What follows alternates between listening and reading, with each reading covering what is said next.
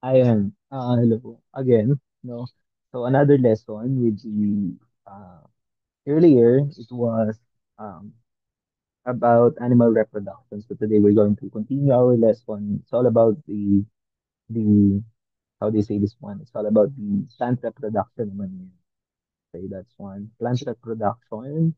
So our objective, students, today is of course to describe the structure and function of the different organs, and explain the different. I don't think this one will also be parts, no, hindi na yata. So it's more of the first objective. Essential question natin. These are the questions that will be answered at the end. So how do different types of plants reproduce? And what are the advantages of sexual and asexual reproduction in the plant kingdom? What are the basic needs of plants? And how do they obtain and use resources for growth and development? The first one, no,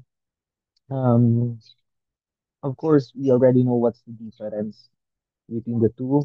Sexual is when two parents combine, or when the meats combine, and the union is called the fertilization. No? Pag sinabi natin asexual naman, it's from only one parent and no fertilization happens. So, katulad ng parthenogenesis, no? Na-fertilize siya even though, I mean, um, hindi kinailangan ng dalawang parent to fertilize it. Diba? Katulad dun sa mga lizard, Komodo dragon. That's what we call the parthenogenesis. No? Still, no, nagkaroon pa rin ng anak. Okay, so, and of course, pag sexual, no, may variation. Iba't iba yung magiging anak. Kasi, syempre, katulad sa magkakapatid, no, kunwari kayo magkakapatid, magkakaiba naman kayo, di ba? Wala namang magkakaparehong magkakapatid. No, kahit magkamukha sila, yung height magkaiba, yung tenga magkaiba, the characteristics are different from each other. That's the sexual. Kasi yung dalawang parent, nagbigay sila pareho ng characteristics. That that is why uh, hindi sila like a clone, magkakatulad. Unlike sa asexual, no, especially pag fission, no, binary fission na nangyayari sa sa bacteria, di ba? Only one parent, it's a clone of their parent, no? So, ayun. Kaya lang, disadvantage, no? Since walang variation, uh, madali silang ma-wipe out, no? Kung sakaling yung characteristics nila is can't adapt with the situation or the environment, all of them will be wiped out. Kasi kung yung isa nga na same characteristics lang sa kanila, hindi kinaya, what will happen to the others? Unlike sa sexual, no? Siyempre, iba-iba yung individual na nabubuhay, no, nabubuo. Iba-iba rin yung characteristics. Iba-iba yung napapasa. So, and of course, advantage ng asexual naman, no, short period of time, kaya mong reproduce. Unlike sa sexual, it takes time to find a partner, di ba? It takes time for you to conceive and to give birth, di ba? So, yun yung pagkakaiba nila. Okay. So, what is reproduction again? The reproduction is of living things in the process of generating the individuals of the same kind, to ensure the continued existence of the species. Without students' reproduction, survival will not happen. No? Kapag hindi nag-reproduce, yung survival mo, oops, hanggang dito ka na lang. Kasi hindi mo na kayo mag-reproduce eh. Wala na yan. Wala nang species na susunod sa'yo. So that's reproduction. So it's generating of new individuals. So plants can reproduce sexually and asexually. So but before that, students, I want you to understand what are the different parts of the plants. Where do they reproduce? Kasi the different parts of plants can be used to reproduce. Pwedeng sa leaves, pwedeng sa stem, and so on. Sa nodes, no, sa mga tangkay. Yan, tangkay. Internodes tawag dito. Internodes. Yan, sa mga tangkay. Kumbaga siya yung siko-siko. Diba katulad sa mga siko natin, may mga parang, tawag dito, liku-liko. Yan, something like that. So, the different parts of plants consist of two system, shoot system, and the root system. Of course, pag root system, it's below the ground. Natataboy man siya. Pag shoot system is nasa taas siya. It consists of flowers, no? It helps for reproduction, flowers. Kasi, uh, um, pag maganda yung flowers, nakakapag-attract ng mga pollinators, no? Yan. So leaf performs photosynthesis. So many of chloroplasts are here. You know, fruits protects the seeds here. The stem it's supports the plant. So remember kapag walang stem, hindi bumabagsak yan. Katulad ng mga buto natin students, stem is very important also. Okay. So asexual reproduction is a type of reproduction that reproduce identical offspring from a single parent. No? Asexual kasi siya. So it's identical. So again, an advantage nito is advantages nito is offspring can easily adapt to the environment if okay, kung swak sila ng environment.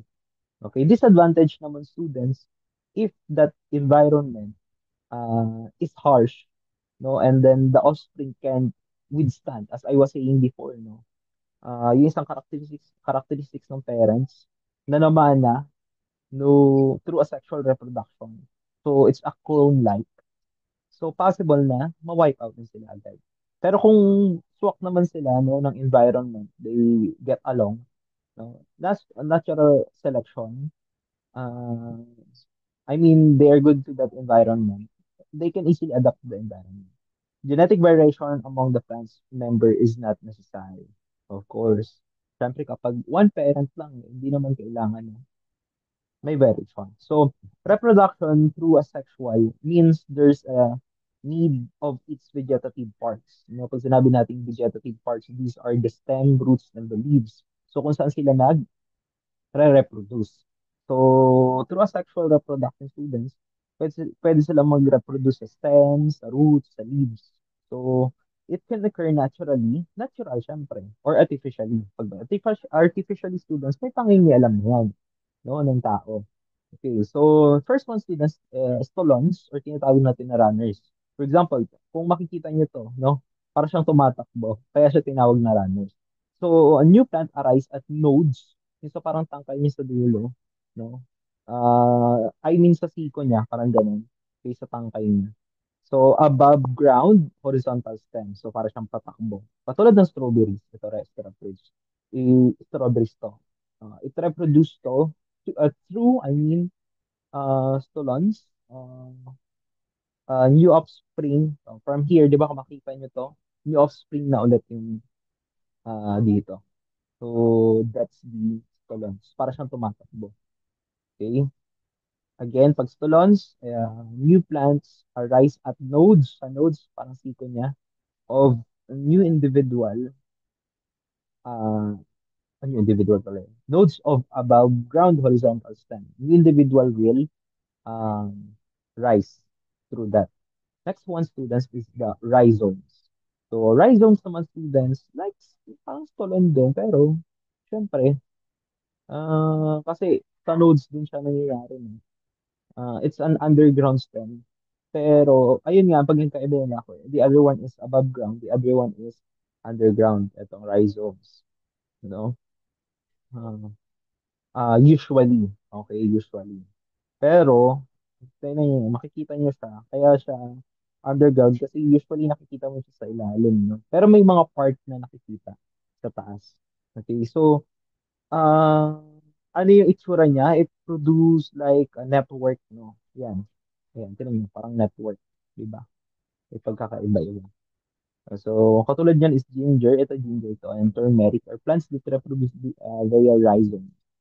So, just like the stolons, new plants will arise from the nodes also. Ito, sa mga nodes mo.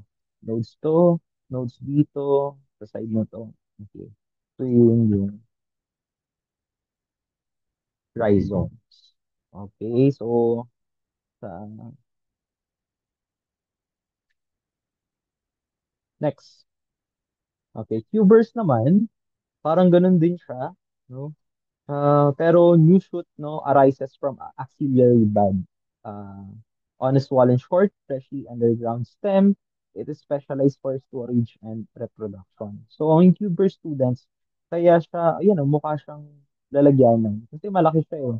So, ang specialized niya kasi, specialty niya, no? Kung ano yung kanyang traits, is storage and reproduction. Okay? Storage and reproduction.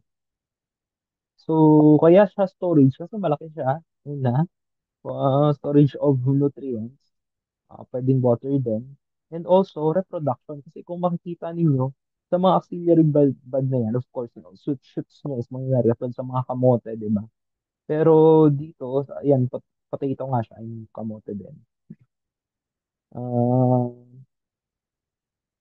makikita nyo na, tawag dito, dito siya sa mga, sa gilid-gilid niya, nagre-reproduce ng another type of potato. So, ang tawag doon kung saan sila nagre-reproduce is yung tubers. Okay, tubers ang tawag ng tama. So, each eye is is a bud. Yan ang katulad yan. Tulad yan. Tulad yan. Okay. New potato will form. So, kung makikita nyo yun dyan, students, yung tubers na yan, yung side yan na may mga eye, no? New potato will form on that. Okay, so ang tawag natin dyan is tubers. So, it's another, ano yan, asexual pa rin, students. Tandaan nyo, wala silang, ano nangyayari, students? Walang union ng gametes. That is why asexual. No? So, doon lang siya sa mga parts ng potato, or kaya parts ng strawberry, or kaya parts ng ginger. So, katulad ng rhizomes tapos ng columns. Okay, or runners. Okay, next one, student, is corm and bulb. So, corm and bulb is almost the same din naman, no? Nangyayari sila sa gavioli or sa taro, or sa isa naman sa garlic. Sa onion din naman, pwede rin, no? Corm is a vertical underground stem. Corm are just like bulb. Para sila halos, okay, with disc-like parts primarily of stem tissue. Okay, so short stem, bulb are short stem but with highly modified leaves. Okay, ito may mga leaves siya. Okay. That stores nutrients. So, example niyan is garlic tapos lilies. Okay, so makikita niyo yung form. Di ba ito form to? Yan, may daughter form na dito. Di ba nagre-reproduce siya? Yun naman yung alam point. Okay, nagre-reproduce siya. Next one, ganun din siya. Ito, yung bulb. Yan. At the end of the season, nagkakaroon ng daughter bulb. Okay, so doon sila nagre-reproduce sa mga part lang only. Okay, so sa leaves naman, students, no, example nito yung katakataka, plants reproduce from its leaves, no, nagkakaroon ng another organism here sa leaves. Okay, tingnan nyo, may mga roots pa. Okay, so, ayan. It's also type of natural vegetative reproduction. Okay, next one, students, is a suckers. Okay, or kaya sprouts. Ayan, katulad na to yung sa banana. Okay, sa gilid niya may na-produce naman.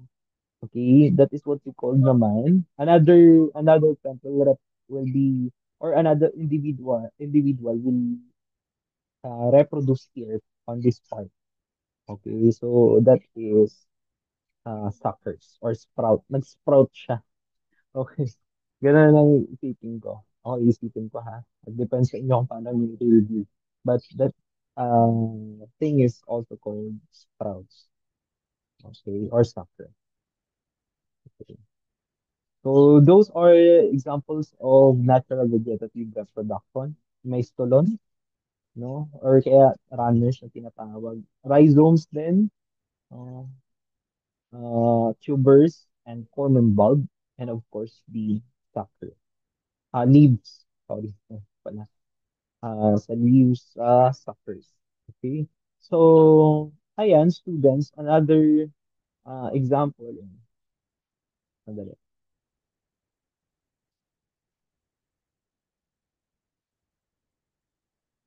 Saan dito? Ang baba,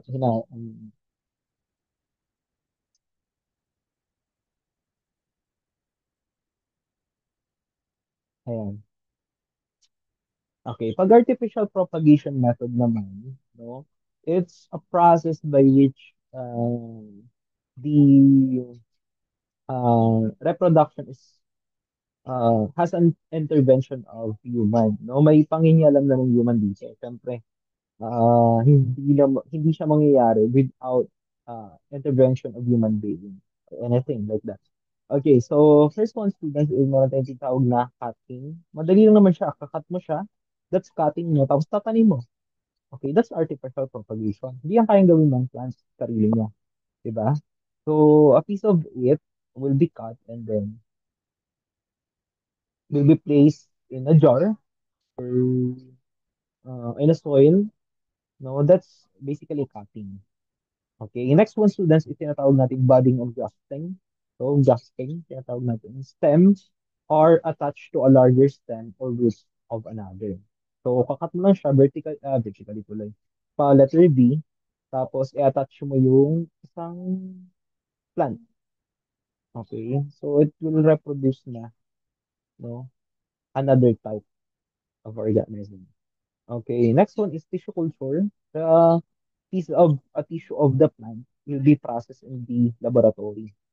So it will be placed in the sterile medium and used to grow new individuals in a mass number. So para siyang bacteria process, di ba yung sa bacteria, ginagawa is nilalagay din sa petri dish, okay, or kaya sterile medium na nalinisan ibig sabihin. So usually mga orchids, potato, houseplants, okay. So yung usual na artificial propagation. Hindi madali lang sa isipin. Artificial, may pangalan ng tao or intervention of human. The other one is um, more of natural na nangyayari. Okay? So, that's the artificial and natural propagation. Ayan. Okay, sexual reproduction of students happens commonly in the angiosperm. Okay, tinatawag natin ng mga flowering plants. Kaya siya flowering students, ibig sabihin, nagbunga siya in a sexual way, no? Sexually through flowers. Yan. So, angiosperm ang tawag sa kanila. Or mga flowering plants. Kaya pag naririnig nyo yung mga flowering, okay, flowering plants yan, ibig sabihin, they undergo process of sexual reproduction.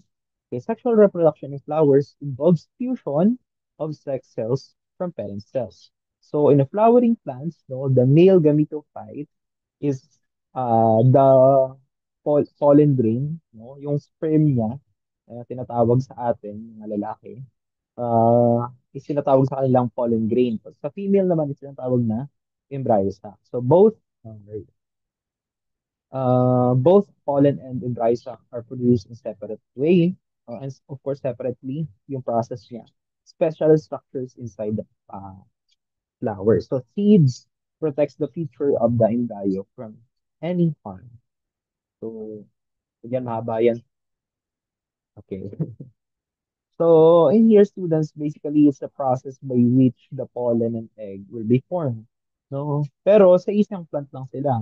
Oh, hindi porket isang plant lang, students, hindi na yun, asexual na kaagad yun, hindi siya sexual. Okay, we have to consider there a structure because the plant, it has, tawag dito, it has two organs. The other one is for the plant reproduction, and the other one is female reproduction, and the other one is for male reproduction. Okay? So, the other one is stamen, that's for male. Kaya ako siya naaalala, students, during my days is what it was because of the word men. Kaya stamen, ibig sabihin men reproduction or male reproduction or reproductive organs. Okay, so pag sinabi naman natin female is basically pistil. So, but it composed of stigma and so on and so on. Tayo may answer tayo. Okay, so the pollen sacs contain microspore. Okay, will undergo meiosis. Meiosis is the process of, ano yan, creation of the sex or sex cells or tinatawag natin na gametes to four. Okay, yan. Ito. Yan, may pollen sacs here containing microspore. This microspore, mother cell, will undergo meiosis and will, of course, distributed or will uh, tawag dito, will form the process of mitosis also. Okay, so, ayan. Mitosis is a process of um, generating another cells. Okay, but before that, meron muna tayong meiosis. Same din dito ha, students. Okay, but this one is for pollen. Okay, sa anther kasi siya. Anther is part of the male reproductive system. Okay, so which is the stamen. Okay, dito siya. Okay, next one, students, is the tube's cell nucleus will responsible for the formation of the pollen tube, while the generative cell will divide to form two sperm.